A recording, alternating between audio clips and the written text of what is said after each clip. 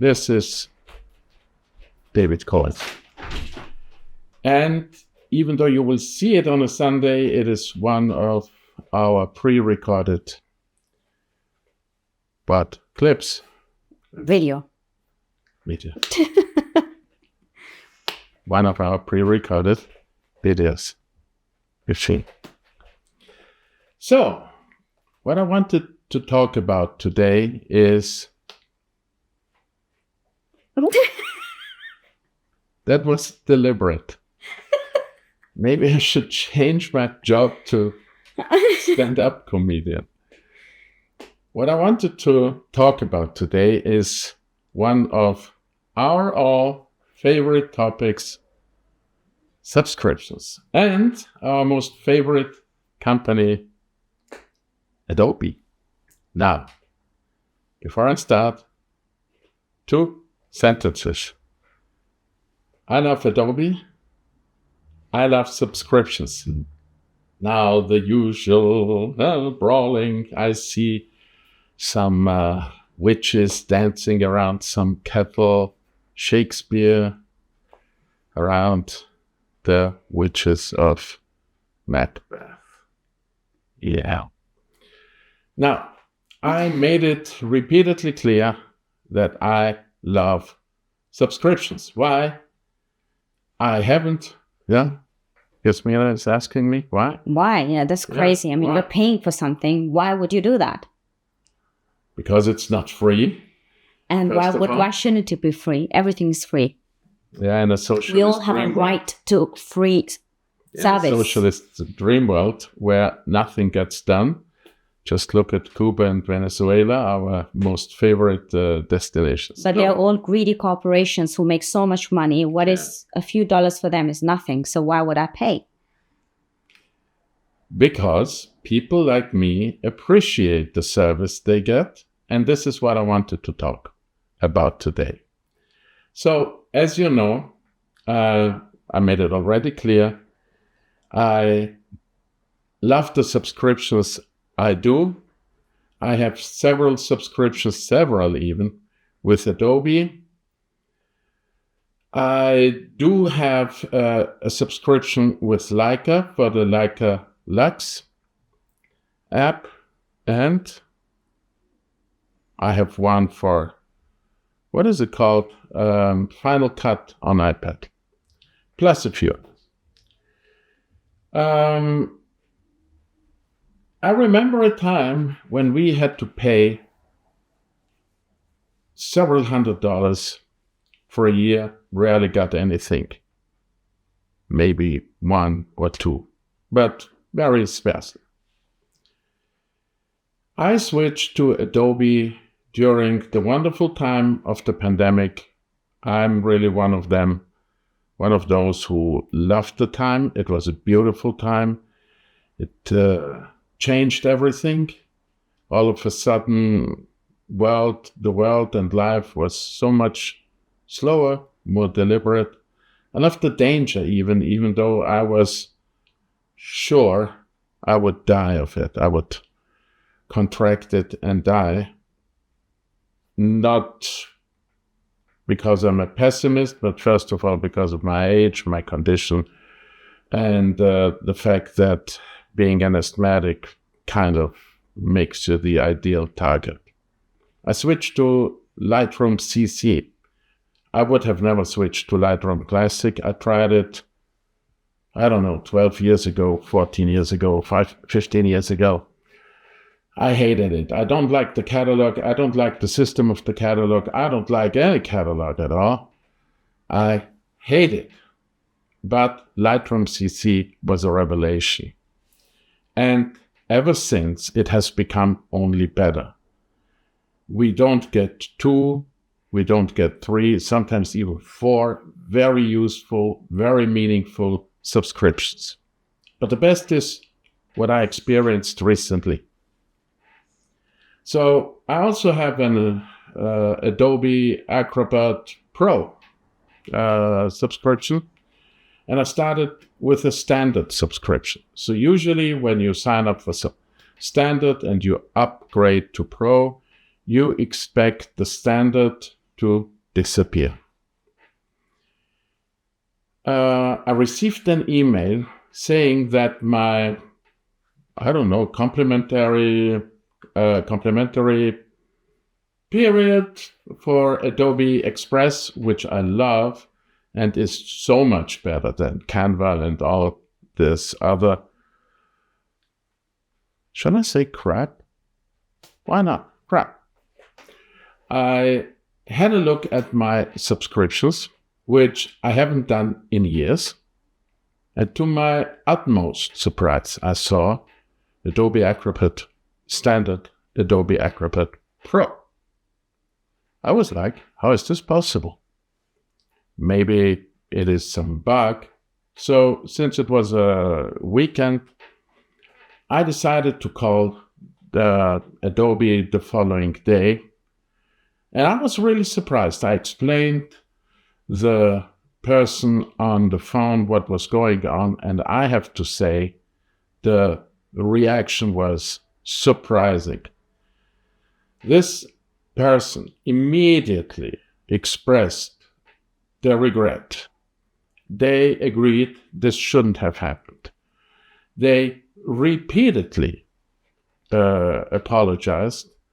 And since this had been going on for more than 6 months, 8 months or so, I was told that I could only get a refund. So there was no discussion, nothing.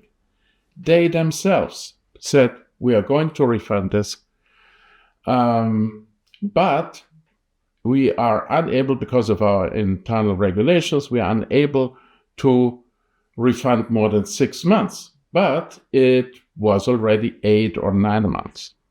And I was willing to accept this. Who wouldn't? First of all, I saw that this was really a mistake. I had asked other colleagues. They never had such an issue. So it was a mistake. It was not some kind of attempted, let's see who sees it and then. But he came up with something even better. He said for the coming year, as of that call, I will reduce your monthly fee to less than 1/3. Now, can you imagine? For a whole year. So it's not only that they made up for what they shouldn't have charged, they offered me, because the difference was like 3 months, 2 to 3 months. They offered me a full year, and they immediately implemented it, reduced to a little bit less than 1/3. I have to say, this is magnificent. This is nothing short of surprising.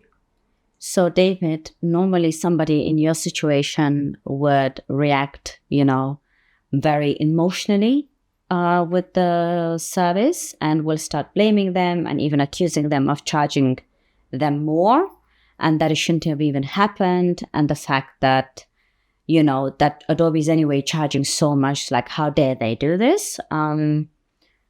People reacting in that situation, and even maybe in the comment section, somebody may write that actually this is just an exception, what you experienced. They have a terrible service and the prices are insane. Okay. I don't thought the prices were insane.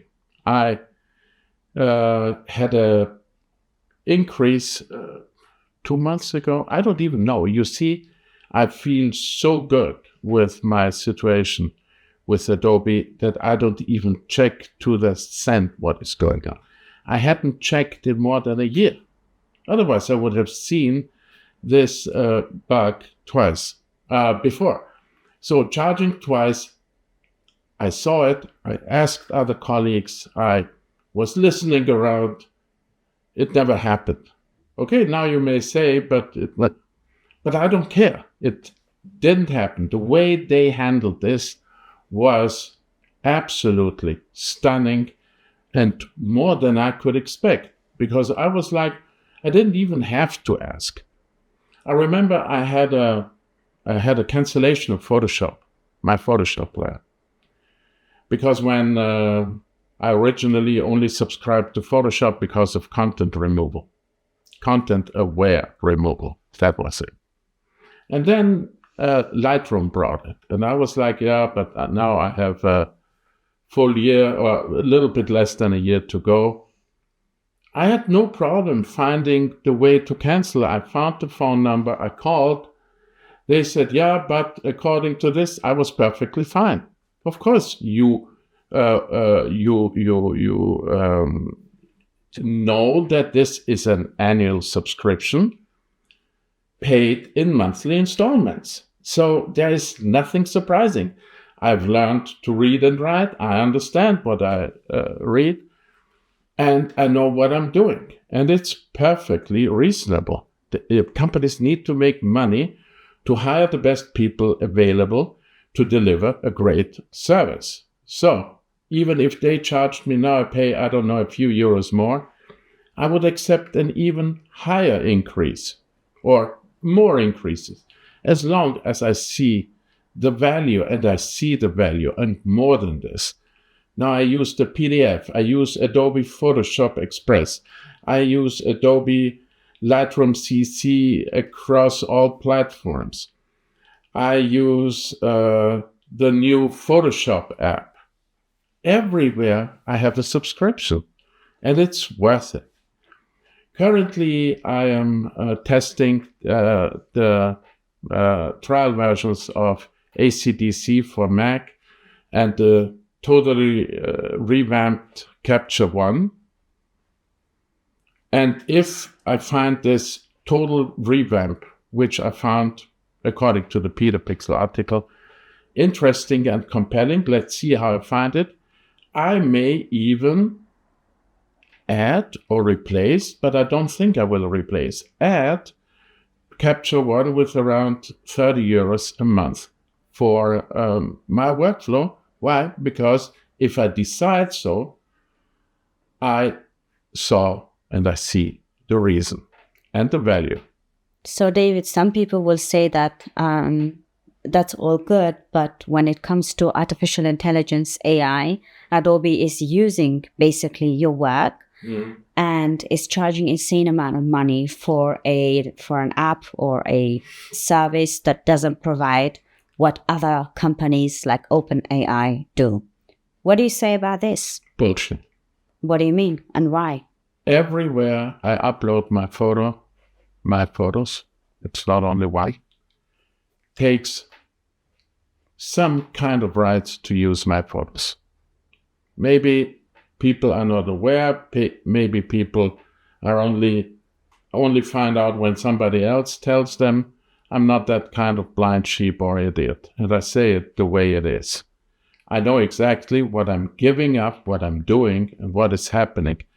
And so be it. Evoto, I don't even care. Yeah? I may even install DeepSeek, a Chinese company, because I'm not going to upload my birth certificate there. What can they do what others haven't done already?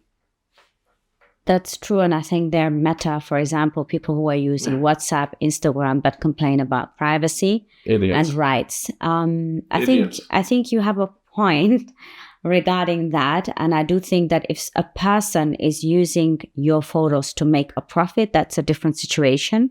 But when a program is being trained, when I sign up to a website like Instagram, I know my photos will be used for training AI models. Not only this, but they could use it in all these years, more than a decade, to make PR for themselves. So they took, and you signed this you agree to it by installing it, that your photos, if they like it, if they like to even alter the photos, you sign this, you agree to that for promotion reasons. 500px does it. Everybody does it. But here, if my work is deemed interesting enough to train AI and I benefit from the increasing improvement, and I see a staggering progress of AI features, auto masking, this and that. It makes my life so much easier. It improves my workflow. All the deficits, multitasking deficits of a certain company on their tablet are being compensated for by Adobe. That's the plain truth. Yeah, I think there you have a good point. But in total, I think you're right. I mean, back in the days, not that long ago, when subscription for Apple Music came out, there was this huge uproar. You remember? For example, I love subscriptions for any service that I'm using because I have to pay respect to the artist, to the provider of that service by paying for it. And I've seen people watch movies illegally downloaded, music illegally downloaded, and those days are now reduced because when I was in school, this was a big thing. It's a crime. So I also think that, when you have a software, you have to pay for it because they made that technology and you better pay them for their work. We cannot talk about fair pay when we, on the other side, and especially from the left and the so-called wokes.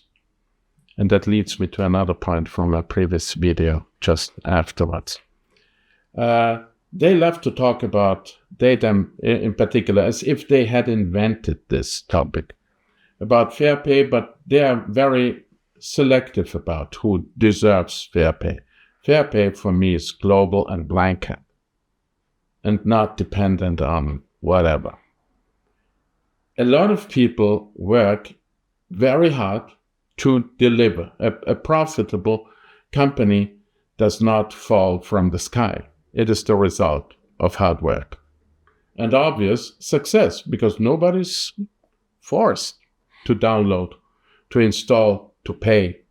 I think you're right about that. And at the end of the day, it has to do with hypocrisy too. And truth be told, they are big companies and they offer a service, and often some people are saying that we are suffering because of these giant corporations.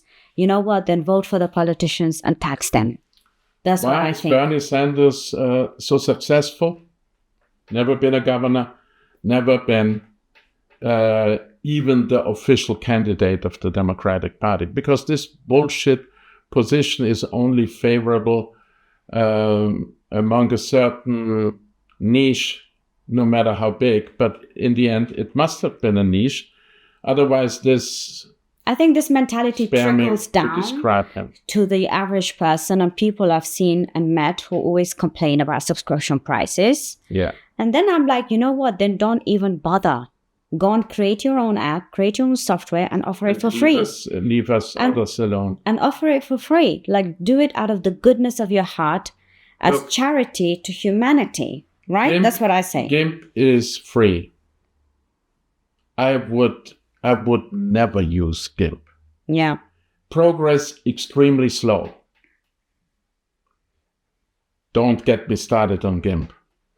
Yeah. I'd rather kick out my machine if I had to install GIMP than to use it. Never, ever.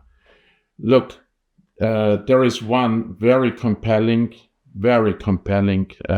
free software offer. It's DaVinci Resolve. But why? First of all, it's not that long ago that they started to go free. But why? They are very successful with their hardware. And they not usually. So part of the deal was you pay for that extremely successful, very powerful hardware, and you got a license on top.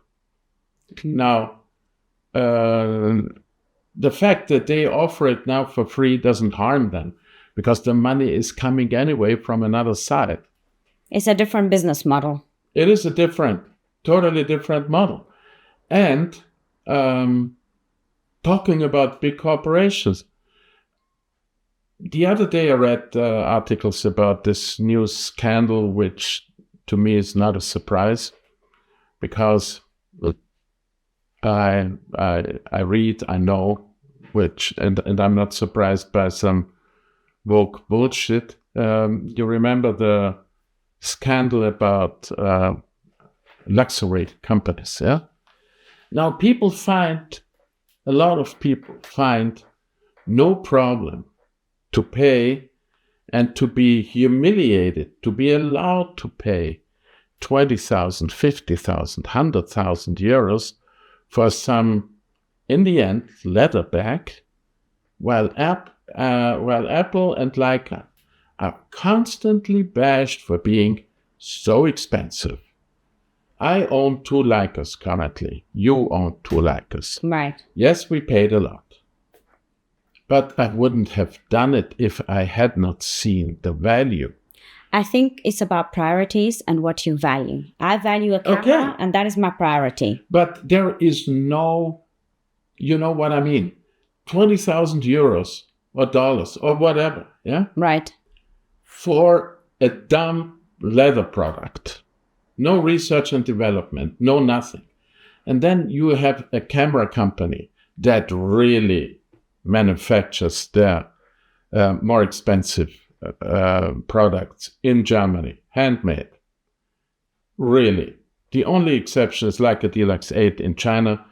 And I never saw any reason not to love my Deluxe 8. I have no problems with China. I have never been part of that China bashing, yeah?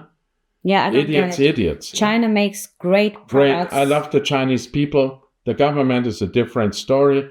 But hey, when I look at other countries, and I'm not talking about the Americans, for those folks that may listen.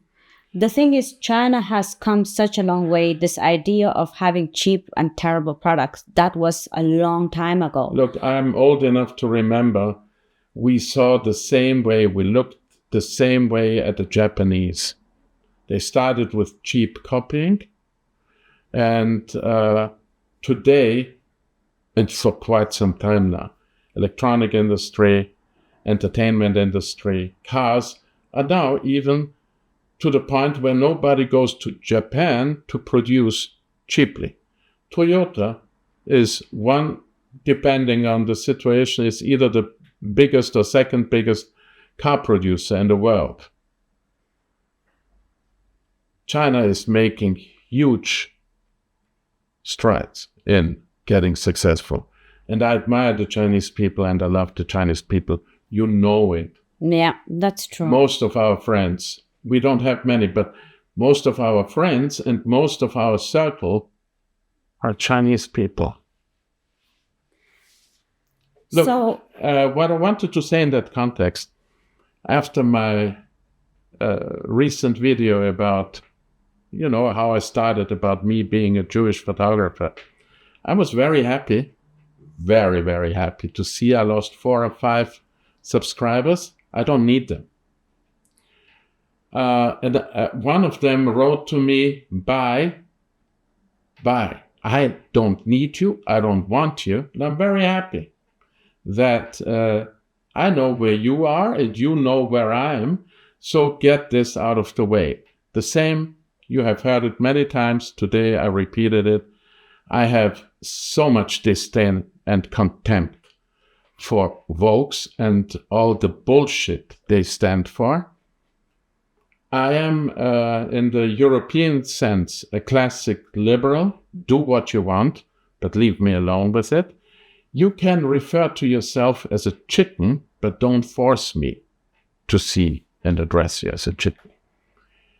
Returning to this, I'm going to have a look at Capture One and AC/DC for Mac. It is very unlikely that I'm going to stay with either of them, but I have an open mind. And I will keep you posted on this. Maybe not in the next video, but in one of the following, because I have a 2 weeks trial license. So before I really talk about it, I want to see, and I need to get into it while we are traveling, working, getting our assignments done, everything. So I hope I will be even capable and in the position to really benefit from these trial periods. If not, I will talk about it too. Now, that's it for today. I'm really looking forward and I'm very curious about your reactions.